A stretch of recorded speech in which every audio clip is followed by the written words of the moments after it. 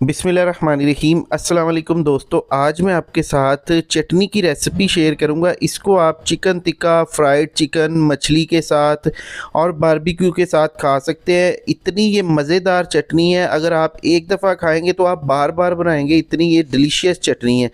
तो फटाफट से इसको बनाना स्टार्ट करते हैं। सबसे पहले देखिए 4 जवे लहसुन के, एक छोटे साइज़ का प्याज लेंगे। प्याज को देखिए रफली काट लिया और 7 से 8 लाल मिर्चें, इसको पानी में मैंने भिगो के रख दिया था। तो इसके अंदर 1 टीस्पून अनारदाना और एक इसके अंदर लेमन का रस शामिल कर देंगे।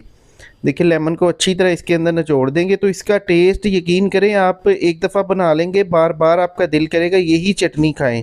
तो इसके अंदर हाफ़ टी स्पून नमक, हाफ़ टी स्पून इसके अंदर ज़ीरा पाउडर शामिल करेंगे और इसको अच्छी तरह ग्राइंड कर लेंगे।